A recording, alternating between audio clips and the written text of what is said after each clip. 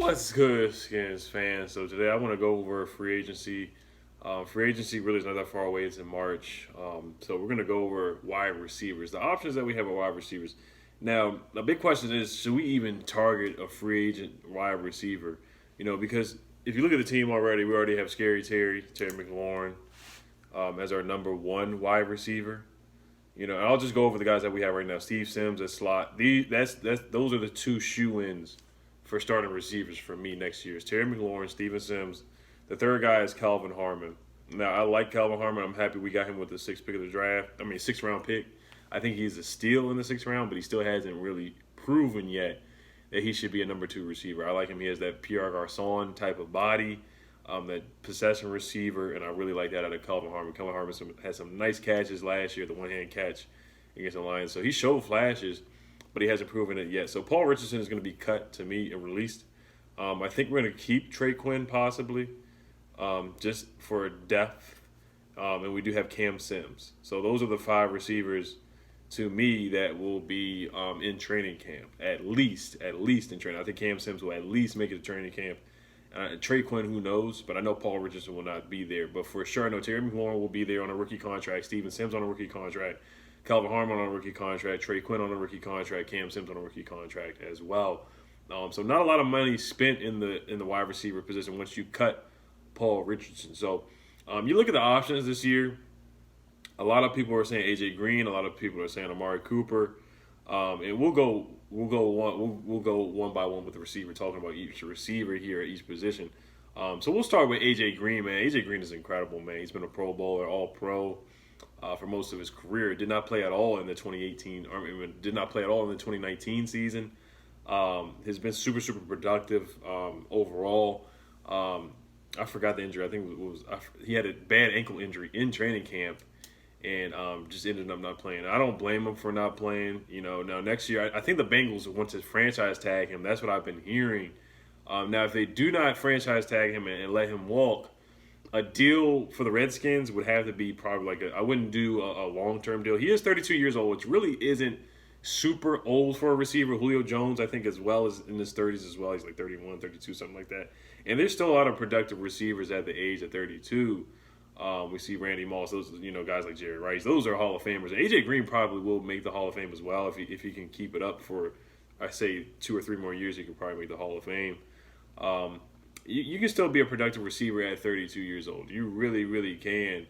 And AJ Green, I wouldn't go after AJ Green because we don't want to go with old injury-prone guys. So if I'm the GM, I'm sorry, I wouldn't go after AJ Green. And a lot of people are going to be.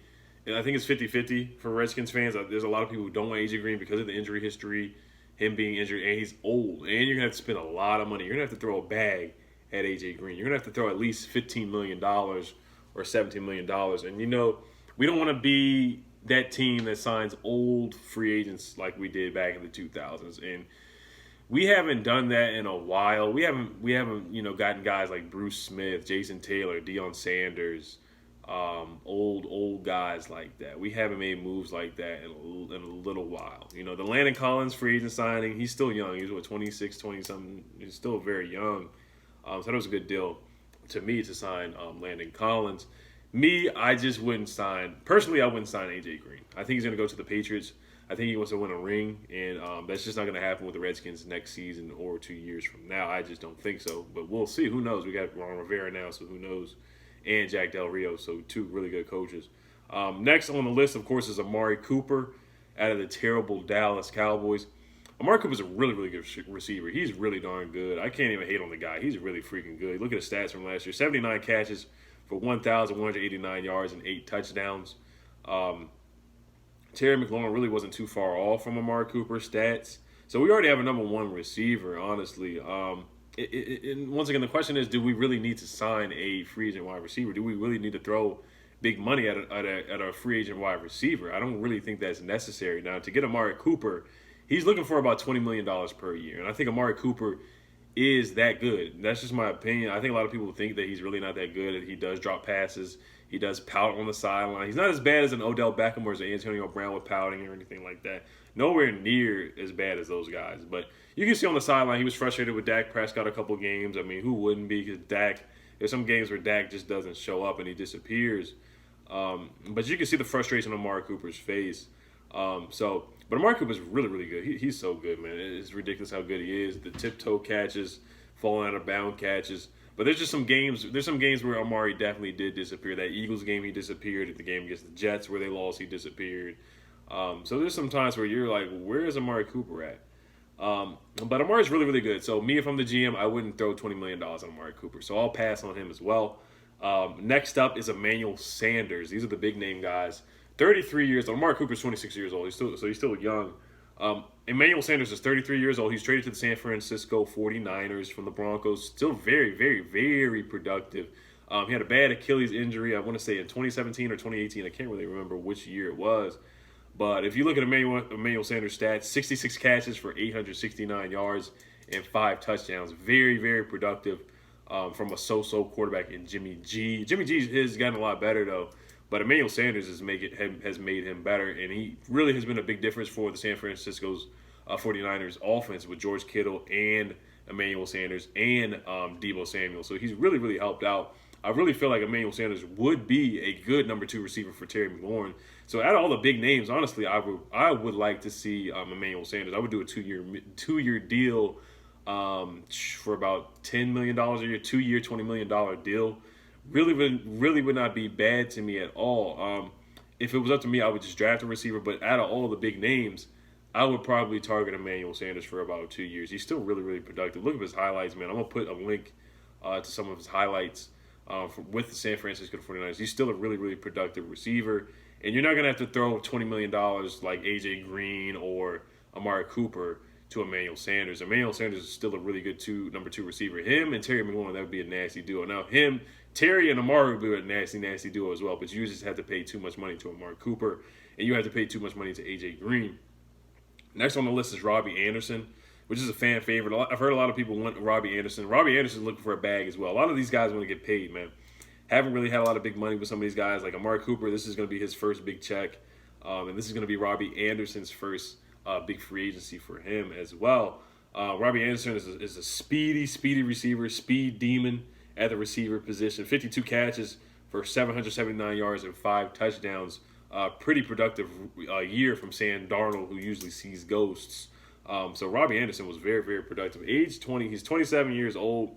Has a lot left in the tank. Very speedy receiver. Sometimes a little injury prone here and there. Has the crazy hair. Looks crazy. Looks like Angelica from the Rugrats with his hair, like with the little dreads where it like sticks out like that. So Robbie Anderson, he's a very interesting guy.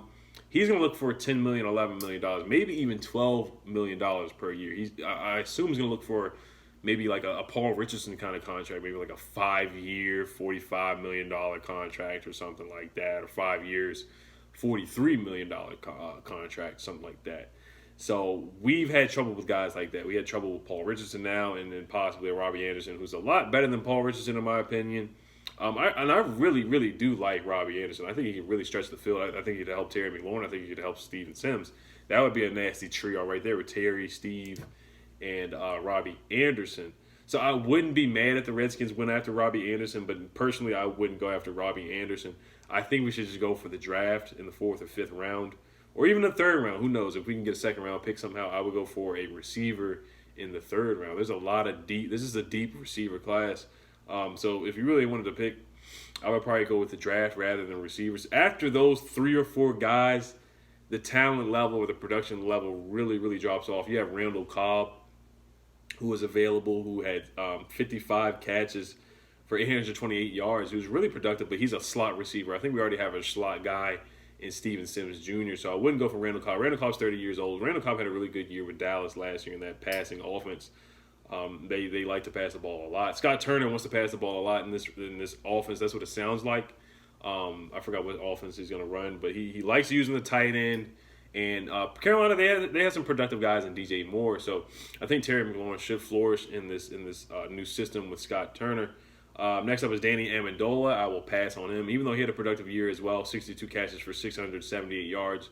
That's a pretty good year from Danny Amendola. I would pass on him as well. A sleeper in this class, honestly, is Rashad Perriman. Rashad Perriman had 36 catches for 645 yards and 6 touchdowns. Now, he really got on fire in the last few games of the year with Jameis Winston passing him the football in that high passing offense where Jameis threw 30 touchdowns and 30 picks. Now, we all know Rashad Perriman was a bust with the Ravens, but he really improved with the Browns a little bit last year, and he really improved this year in 2019, or this past season in 2019 with Jameis Winston, where they threw the ball a lot of times. And Rashad Perriman played really, really well. There's some guys who got injured for the Tampa Bay Buccaneers, and he was that third receiver behind Mike Evans and what's his name, Chris Godwin or something like that from the Tampa Bay Buccaneers. Rashad Perriman, it was just by far his best season, and he's a speedster as well. I remember when he was first drafted, I want to say he ran like a 4.4 40 or something like that. He was really speedy. He was supposed to be really, really good, but once again, he was a bust for the Baltimore Ravens. After that is Demaryius Thomas. I would pass on him. He's pretty old, 32 years old. He looks like he's declining. After that, of course, you have the knuckleheads like Antonio Brown. Nobody's going to get drafted. I mean, nobody's going to pick Antonio Brown. His career is over, especially after the Instagram video. Antonio Brown is done. I really don't think he's going to play another game in the NFL. Another guy is Josh Gordon, who got suspended again. I don't think he's going to play another game in the NFL. I think he's done. Nelson Aguilar, Mr. Dropsies, hands like a snake. He dropped the ball all the time with the Eagles. Nelson Aguilar, actually, he can get open. That's the thing. Nelson Aguilar, he gets open. He just drops passes. Some guys that the Redskins have had in the past, maybe like a Trey Quinn, they don't create separation at all. But Nelson Aguilar actually does create separation. That's the one positive thing I will say about Nelson Aguilar. Now, he drops passes, but the thing is, he's getting open. You know, you're getting open. You know, that's one thing I'll say about Nelson Aguilar. He does create separation, and he does get open. After that, like I said, this class is really not good at all. You look at Geronimo Allison from the Packers, I'll pass on him. Travis Benjamin, Devin Funchess. That's a Carolina guy. I know Ron loves his Carolina boys, but I would really pass on Devin Funchess. A lot of people are like, oh, maybe we can sign him and turn him into a tight end. But no, I don't think that's going to happen, honestly. A lot of people want to do that with Cam Sims as well, but I just don't see us transitioning Cam Sims into a tight end. I just really do not see that happening at all. So those are really the guys that I see on my list here. And honestly, the only person I really go after right now is Emmanuel Sanders. I would just try to do like a 2-year, $20 million deal for Emmanuel Sanders. If that doesn't work, then I'll just go in the draft. There's some guys that you can really find in the draft this year. There's KJ Hill. There's James Prochet out of SMU that you can find in the 4th or 5th round. I'm trying to think who else you could get in the 4th or 5th round. You never know. Devante Smith out of Alabama, he might drop to the 3rd round.